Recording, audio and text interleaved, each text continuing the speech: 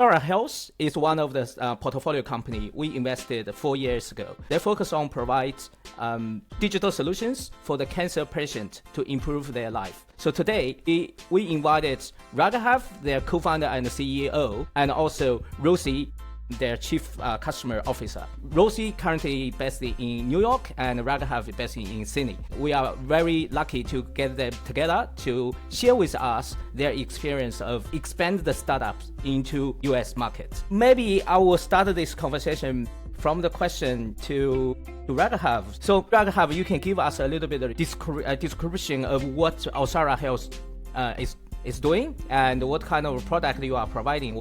Who are your customers at the beginning? Thank you for having us. We're always grateful to share the work that we do and the story that we have, and also grateful for your support over the years. It's been fantastic working with you and the team at Boson Ventures, and your belief in our business is excellent. So, quick introduction. My name is Raghav. I'm the CEO, co-founder of Osara Health. I'm a medical doctor by background. Started the company as a better way to communicate with people who have been impacted by cancer. A lot of what happens in the clinic is excellent in the sense that it is a structured discussion around disease and treatment. Sometimes what gets left behind is kind of that holistic care. How do we get people to be more involved in their own care? What can they do to help themselves get better and get better outcomes? Often it's a one-way discussion from the clinicians, the doctors and nurses looking after patients. You must do this, you must take this tablet, you must take this drug. But often patients are newly diagnosed or anxious, they're overwhelmed, and they want to feel like they can contribute to their own kind of treatment outcomes. And Osara is a way for patients to do that. It allows people a structure to change some of their behaviors to then enable them to get better clinical outcomes. Specifically, we talk about better exercise, diet, nutrition, sleep, fear of recurrence training, symptom tracking. We set goals for individuals, and when we use the coaching, which is a form of behavior change that has been proven in numerous chronic diseases to improve outcomes, as a way to drive accountability and then for them to achieve those goals and change their behaviors. When we first started the company, years ago, this was all theoretical, very hypothetical, that a talking therapy would change someone's clinical trajectory. In a disease like cancer, that's often not, it's not previously been shown, or it's been something that there was a little bit of skepticism. Pleasingly, after, over 10,000 participants have gone through our program, numerous years, we've published over 10 scientific peer-reviewed studies that show that if patients go through our programs, they improve their outcomes. We can deliver on reduced anxiety, depression scores. We can show a reduction in fatigue, pain, nausea, global mental health, global physical health, all gets improved. We've also demonstrated in a real-world setting with a large sample size that patients that go through our program have faster return to work. Now, this creates an efficiency for the clinical outcomes. And that's the business model that we have, in that we work with insurers and employers in 4 countries, Australia, New Zealand, the US, and Canada, where we contract directly with insurers and employers, deliver it as a program to their members, their employees, to enable them to achieve better outcomes. That sits alongside the care that they get in the hospitals, the kind of doctors and nurses who look after them. And that's been quite a successful endeavor for us, and really proud to kind of continue the work that we do and kind of continue publishing this, but also expand the business from Australia now, firmly entrenched with some of the largest insurers in the US, which has been a great journey for us. Yeah, that's amazing. I believe when we invested in Osara, previously called CancerAid, you guys just pivot from one model, which, faced the clinics, to the new business model that actually to sell the product to the employer and the insurers. So what drive that decision? How drive you to make that decision, and what kind of a challenge are you actually facing by making that decision? Feels like a lifetime ago and a walk down memory lane. And hence I said,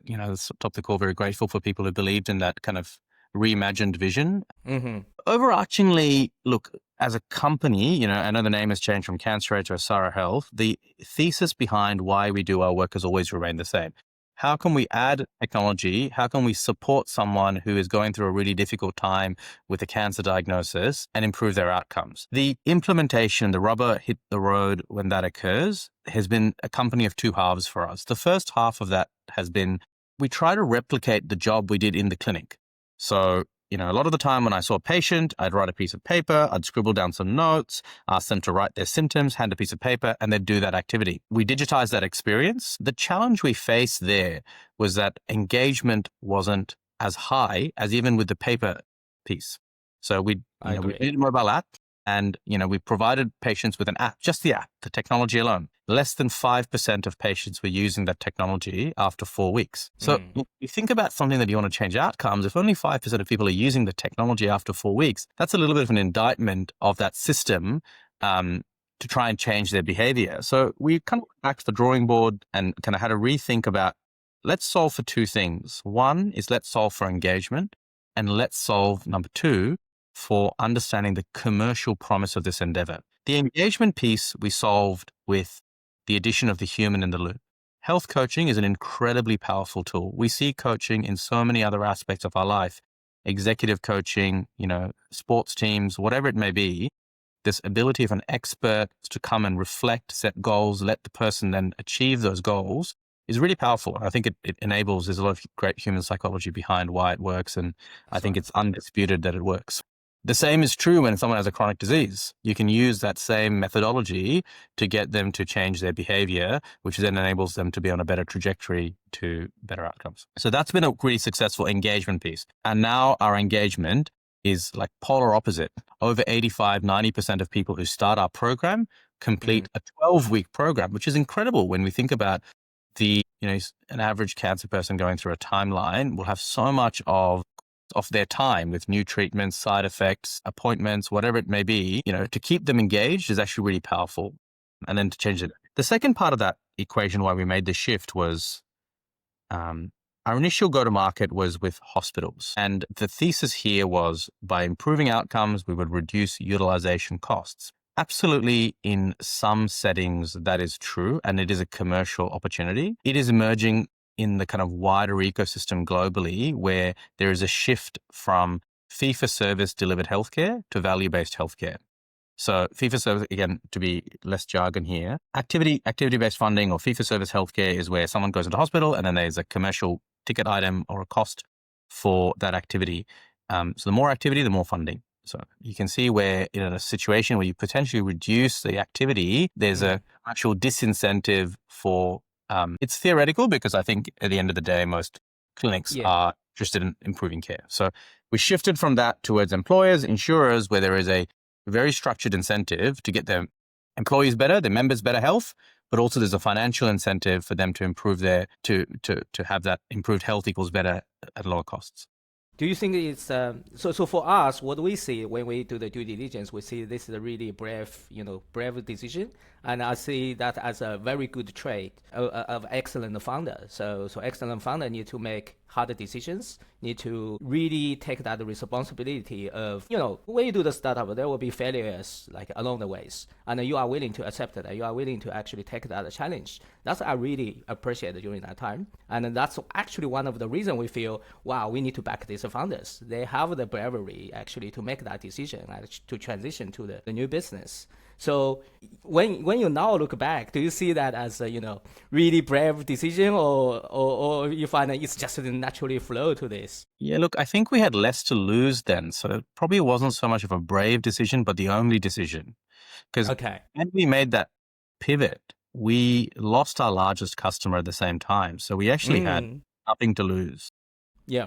Actually, more brave decision for the investor than it is for the I think for us at the time, and consistently, one thing that has been a thread around CancerAid Osara has been the quality of the people who we have brought into the team. And I think having belief internally helps someone like me, because, you may waver your belief sometimes, but then you have other people in the team, like Rosie's been with us for 5 years through that transition, who, you're like, wow, I really trust this person. If they believe it, and you can get strength from the people around you. So it felt more inevitable than like bravery, but like looking back, it just feel like that time was quite difficult for us. There was lots of ups and downs, and perhaps I've kind of skirted around the difficulty of it, but it does require a little bit of resilience. And I think that comes from having a good team around you who believe in the mission and kind of like get you through, I think, making those decisions. Yeah. Another thing I find very extremely amazing is, when you guys actually secured lots of large customers and including governments in Australia, and the COVID coming and you can't really easily go abroad for the international customers, but you still managed to secure your first client. And that experience also is very inspiring. Like you told me before about, you go to a conference kind of thing. Can you also share with the audience? Yeah. I find that's a really a story that can inspire the other founders.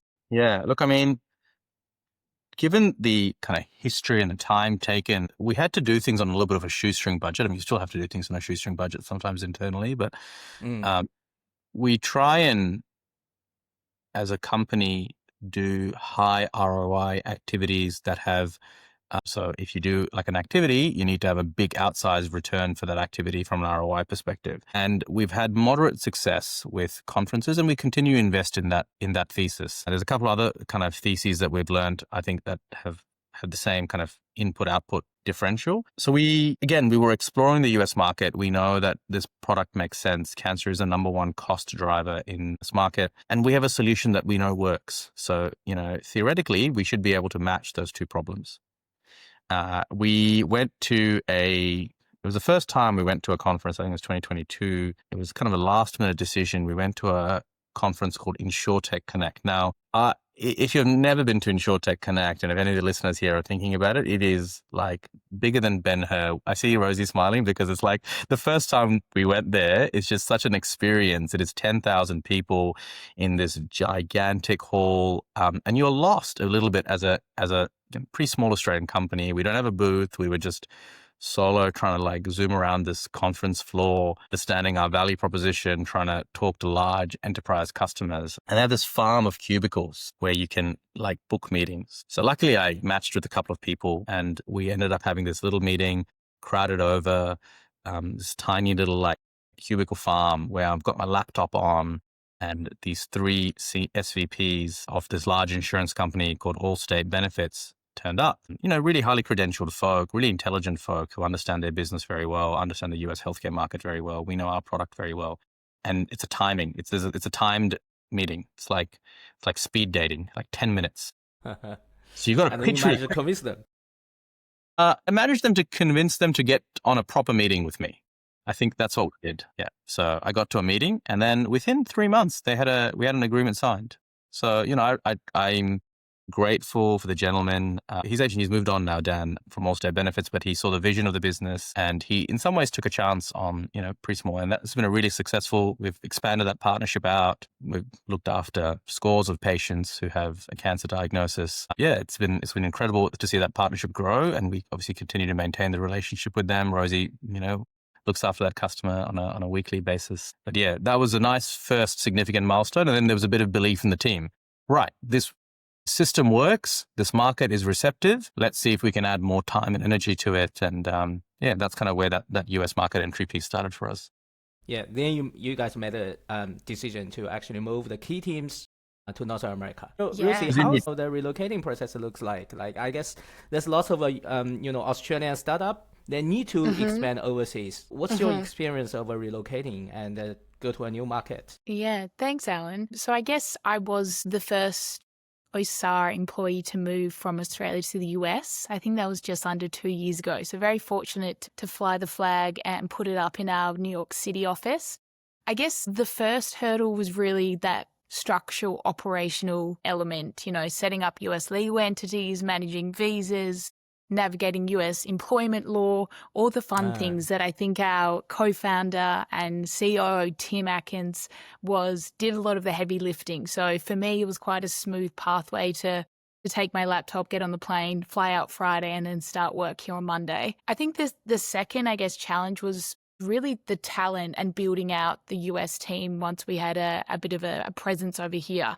Really, striking the balance of who from the Australia-New Zealand team should relocate to the US, but also who can we hire or who can we bring in from the existing US market with existing expertise. I think we started to blend people who've navigated the US market before, and we've got a great advisory board who are ex-COOs, CEOs and CFOs of big insurance companies that we're looking to sell into, but also starting to hire out coaching staff, sales staff, marketing team, and blend our Australian US colleagues. I think that the third challenge, particularly for me and definitely part of my role in moving over here, was to maintain that team culture, which we know is so key, I think, for relocation to be successful and to build out a new market. I think, Osara, particularly in the Australian market, building the team culture over 6 or 7 years,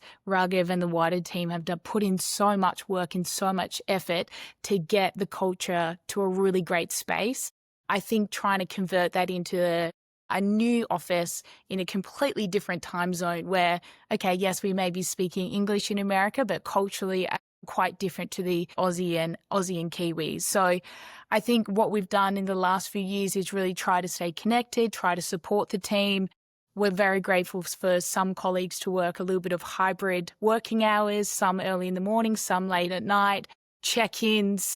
Our banter channel on Slack is constantly full of family photos and pictures of dogs and fun things, trying to keep that, I guess, non-work chat continue on and trying to build the team culture as we expand across the US. Nice. Rosie, do you mind and remind me how many employees currently in US, how many in Australia? We have about 60 odd across all markets. And Raghav, correct me if I'm wrong here, but we're probably 10 to 15 in the US. Wow. Oh, yeah. Wow. Okay. Yeah. And that's a mix of, sales staff, marketing staff, coaching staff, some consultants, our advisory board, and obviously Tim Atkins, our co-founder and CEO, has recently also relocated to Canada. So that's just Canada, in the US. Yes. Do you find that, because we are selling to the big corporations, and even in Australia, it's very hard to sell to. I worked in the big corporation before, the procurement process is so long and there's lots of, stakeholders you need to engage and you need to talk to, and especially for the digital system, right?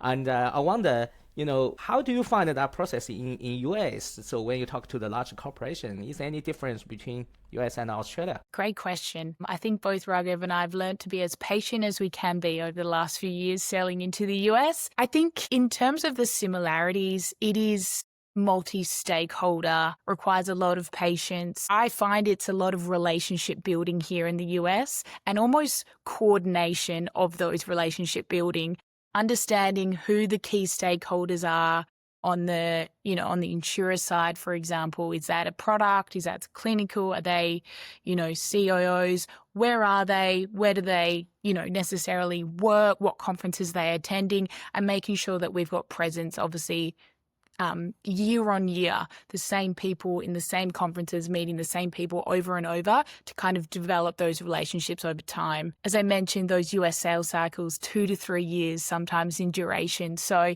keeping up momentum has been really key. And I think making sure we're selling into insurers in the right buying season, which I think is a little bit different to Australia from my experience. So what is the buy season?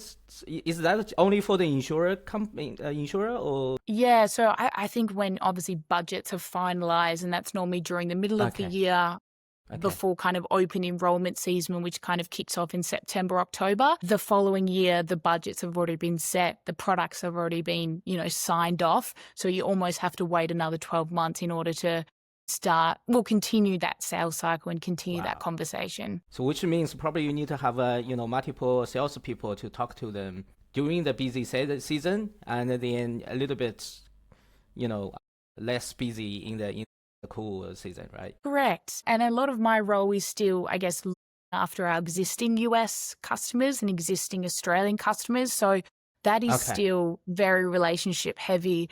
I think even results driven in terms of always showing value, always showing outcomes first. That's kind of aligned across the US and Australia. I just find the key difference is that longer sales cycle and making sure the timing is accurate in the US, where Australia may be obviously on a smaller scale, but those decision-making processes are a little bit shorter, and even, who you need to speak to, who you need to get sign off, it is a lot shorter in duration. Yeah.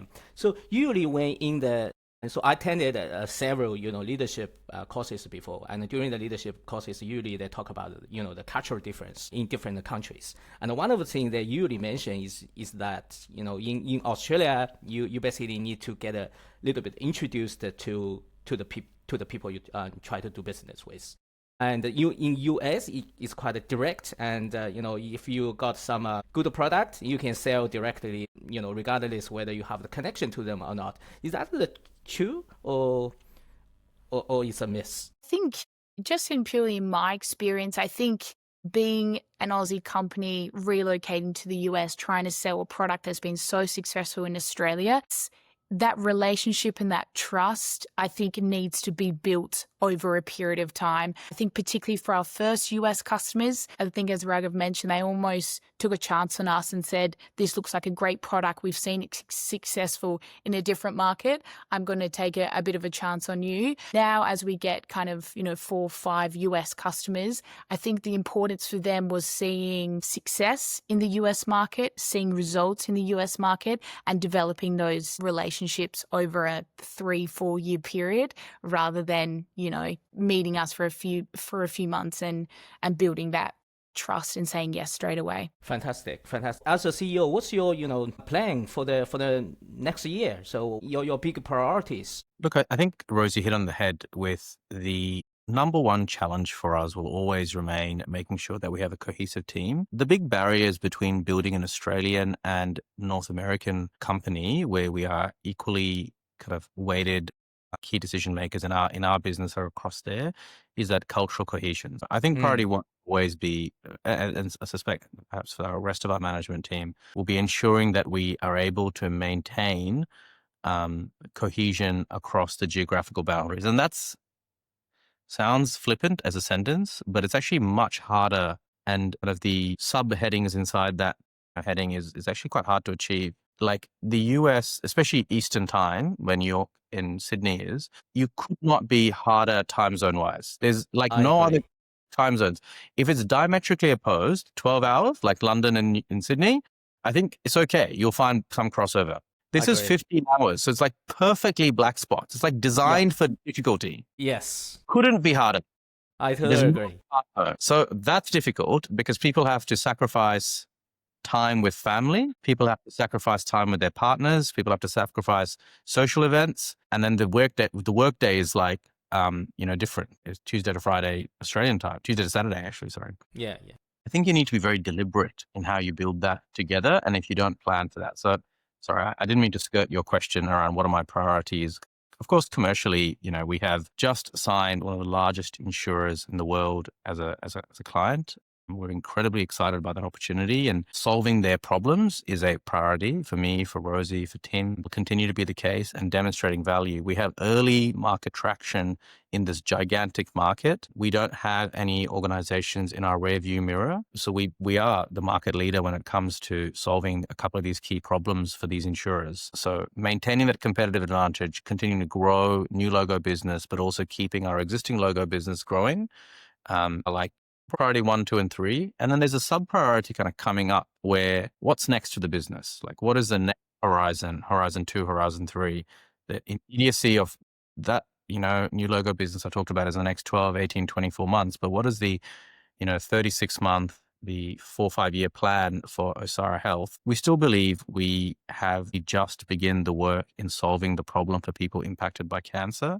And there is great opportunity to further that. So we don't have a plan to, as a business, stray from that mission of ours, which is singular disease.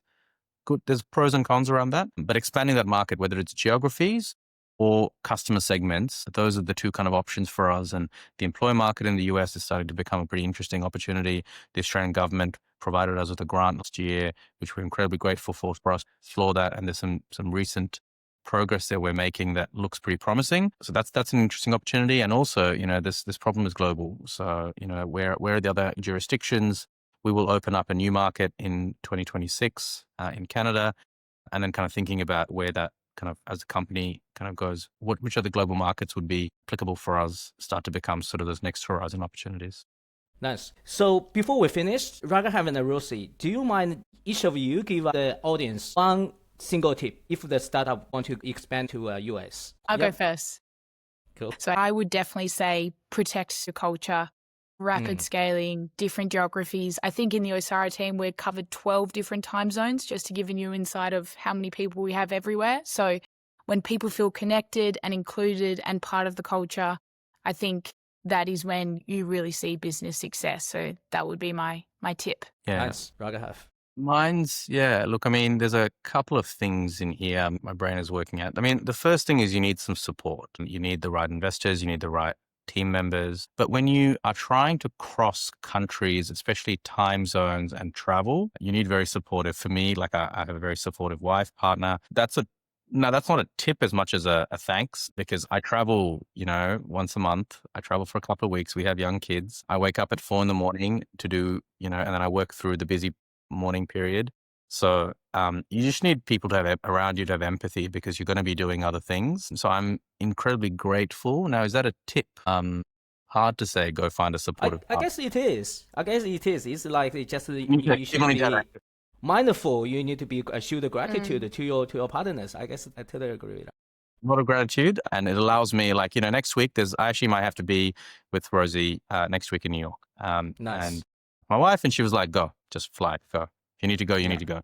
So that sort of is very important. If you can have people around you to support you like that, I think that's a tip. I don't know. It's a tip, but I'm lucky. I don't know. We're one of the two. Yeah. Thank you so much, Raghav and Rosie. Really appreciate your time, and especially Rosie, you are in the New York time zone, and now it's kind of the later nights. Thank you so much, you guys, for joining me.